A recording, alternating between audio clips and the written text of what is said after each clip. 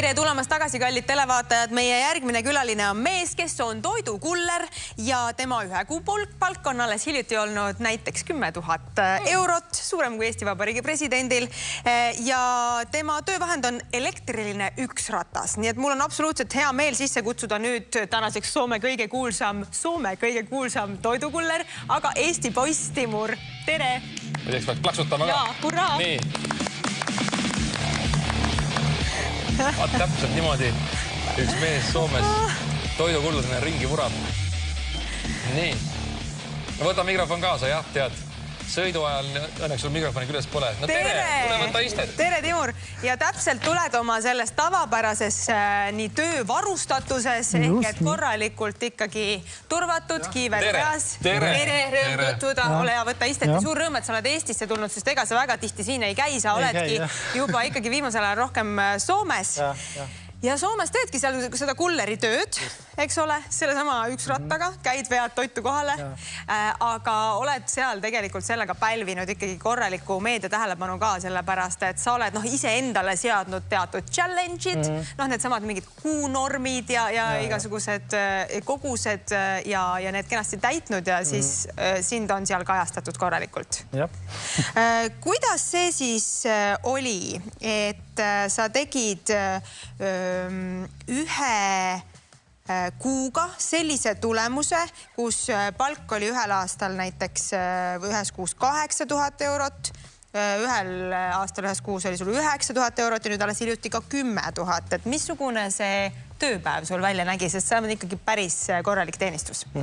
Jah, teil on õigus täitsa, et mul oli eesmärk iseendale pandud 2021 aasta jaanuaris. Ma tahtsin teha kõige rohkem kuus teenitud raha ja siis minu eesmärk oli 8000 eurot. Ja siis ma proovisin seda teha jaanuaris 2021. Siis mul seda ei õnnestunud, ma sain ainult poole, 4000. Siis ma proovisin kevadel paari kuu pärast. Mõtlesin, et siis nagu lund enam ei ole. Seal oli hästi suur torm ja hästi palju lund. Et põlvedeni oli lund, polnud nagu võimatu sõita.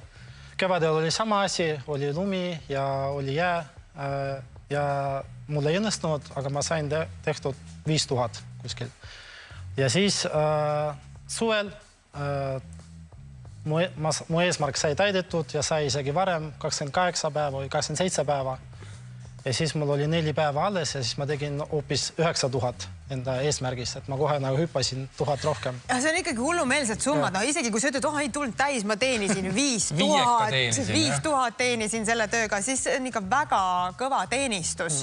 Aga missugused tööpäevad olid? Tähendas see seda, et sa olid ööd ja päevad ainult rattal ja magada ei saanudki?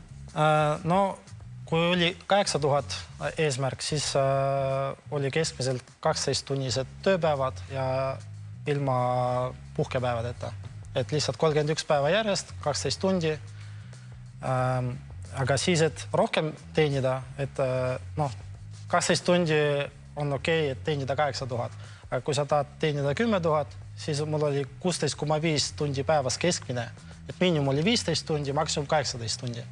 Et terve päeva oled ikkagi tööl. Et 5-6 tundi magamist ja kõik ülejäänud aeg töötamine. Aga mitte ometi ju kõik ei teeni sellist palka, kes ütlevad, et ma teen täna 12 tunnise. Ei, loomulikult, et selleks, et nii palju teenida, on vaja palju investeerida. Et ma investeerisin hästi palju enda üksratastele, mul on 5 tükki ja igasugused kaitsed, kiivrid, et kokku on 20 000 eurot läinud 4 aastaga. No teenida pead ka investeerima. Ma tean, et Soome üle pani sulle GPS-i külge, et sinu liikumist jälgida. Et kui pikad tavalised sõidud on siis, et mis neist makstakse? Ma tean, et Soome kullerid saavad tõenäoliselt natuke rohkem raha kui Eestis saavad kullerid, et Soomes on vist elujärg natuke teistsugune, aga sa pead ikkagi tegema neid palju ja sõidud peavad olema siis pikad. Jaa. Et ma töötan rattarežiimis, et sõltub, mis režiimis sul on, nii kauged tellimused on, et loomulikult, kui on auto, siis võib ka 10 kilomeetrit anda või 15 kilomeetrit, aga rattarežiimis tavaliselt keskmiselt on 2 kilomeetrit. Mõned tellimust võivad olla 100 meetrit, isegi samas majas on olnud mul tellimusi, aga keskmiselt 2 kilomeetrit, et vaadates aega, mis läheb restoranini, umbes 1 kilomeeter restoranini ja 1 kilomeeter kliendini restoranist. Keskmine on 2 tundi, 2 kilomeetrit. No no vot, aga siis tuli mängu üks väga hullumeelne väljakutse ja see distants oli ikka kõvasti pikem kui 2 kilomeetrit, sellepärast et väljakutseks sai viia kohale siis üks pita sai ja start ikkagi Helsingist, kus sa tavapäraselt töötad, aga pidid selle viima Rovaniemisse. Täiesti hullumeelne Lapimaale. Ma ei viitsiks võib-olla päris iga kord autogagi seda teed ette võtta, sellepärast et see kilometraaž on ikkagi üle 800 kilomeetri. Nii, kuidas sul sellega läks?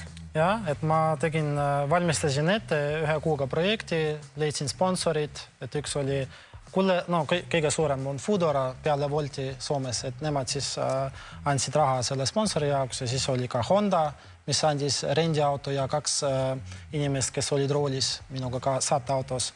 Ja veel oli Haagises 2 generaatorit ka Honda omad, kes sponsoreeris, et kokku oli 4 1-ratast seal Haagises ka.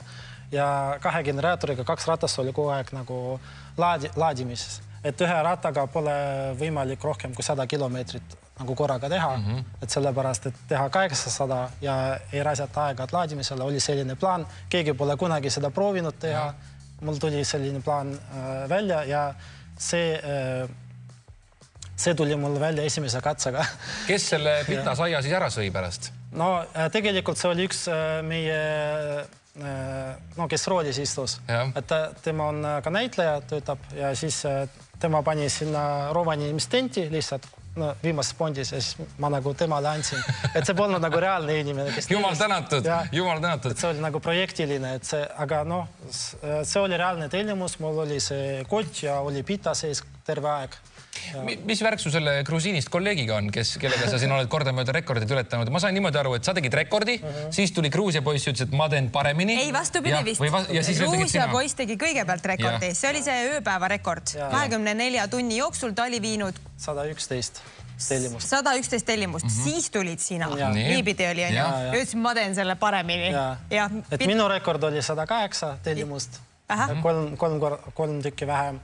Ja siis ma tahtsin nagu seda purustada ja siis ma 1. mail eelmisel aastal on kõige suurem selline Soome püha, et tudengipäev, vapu, seda nimetatakse. Ja siis oli terve ööpäev, et ööpäevast ööpäevani ma töötasin ja keskmiselt oli 5 tellimust tunnis tempo. Koos söömistega, laadimistega ja kõik see.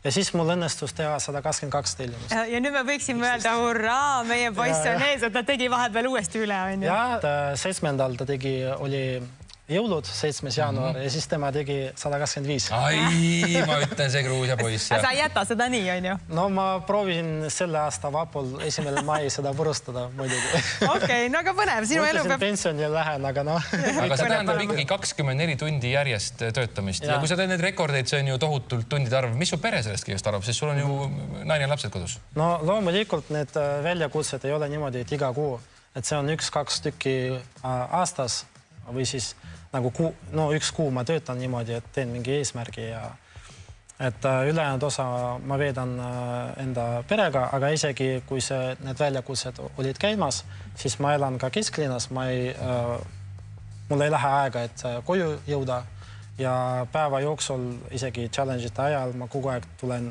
laadima, sööma ja mingi 10 korda päevas ma käin kodus ikkagi, et näed lapsi ja isegi ma võin tellimust oodata kodus, ma nimetan seda remote work, aga kulderi versioon. Võib nagu mitte ainult IT-alal, mis ma varem olen töötanud. Kodukontor, jah? Ja kodust nagu olen online, tuleb tellimus, sõidan välja, sõidan tagasi koju, et kui minu piirkonnas on ka seal restorane, et siis... Kas see Lapimaa ots sai kuidagi rekordite raamatusse ka? No see polnud nagu ametlik. Ma plaanin seda teha tulevikus. Sul on materjal olemas, on ju? Jah. Aga mida mina olen kuulnud, kõik nagu see 1-rataste community, et kõige suurem vahemaa 24 tunniga oli mingi 500+ kilomeetrit, et see sai purustada 300 kilomeetrit rohkem. No ikkagi täielik rekordite maniak oled. Ikka ainult saaks rekordi otsa teha. Millise rekordi see on väga huvitav, et lihtsalt niisama tööd teha ei ole nagu nii huvitav. Kui mul poleks nagu sellist asarti, see on nagu minu hobi ja samas ka töö. Et ma niikuinii sõidan, aga miks mitte teenida ja teha selle pealt raha ja challenge'id ja siis ma hakkasingi seda blogima ja siis esimene challenge, mis oli 2 aastat tagasi see esimene 8K, kus ma sain viraalseks, tehti see YouTube video, mis oli 3 miljonit vaatamist. Esimese kuuga sai 1 miljon vaatamist. Siis oli paljud intervjuud, mingi 4 intervjuud esimese kuuga. Ja esimese päeva TikTokis sai nullist mingi 4000 followerit ja siis seal hakkas nagu see. On täielik superstar. Timur Ferles, jah. Väga lahe. Kuule, aga kas see tähendab nüüd seda, et ikkagi sina teed üks rattal, miks mitte, on ju? Võib ka teistpidi. Kas on nüüd nii, et kõik, kes meid vaatavad, mõtlevad homme päev, et ma ostan laevapiletid ja lähen ka Soome kullerdama, sellepärast vaata, aga halval päeval tuleb 4-5 tuhat ja heal päeval tuleb 10 000 tasu, et tasub kõigil kulleriks tulla? No selleks, et nüüd saada siia tööle, siis see on raskem kui mis iganes teine töö, sest praegu on ooteajad Soomes kuni 3 aastat. Et saada kulleriks üldse tööle? Saada üldse tööle, jah. See on elav järjekord, seda ei saa kuidagi kiirendada, sellepärast, et Soomes kokku on 5000 kullerit, aga ootejärjekorras, kes juba panid Soome tööle sinna kulleriks, on 20 000 inimest, kes ootavad. Kui mingi 5000 saab nagu vaba koht. Nõudlus ühele kohale on päris suur, see on kõvem kui mõnes ülikoolis, jah? Väga lahe. No igatahes edu, loodetavasti tuleb see rekord ära maikuus ja ikkagi need 10 000 kuid ikka veel ja veel ja veel teeni hästi palju raha, teeni hästi palju. Aitäh selle tulemast. Aitäh. Ja tervitus kõigil, kes meid lahe tagant vaatab. Ikkagi meie poiss teha Soomes ikkagi suuri tegusid. Vahetame teemat.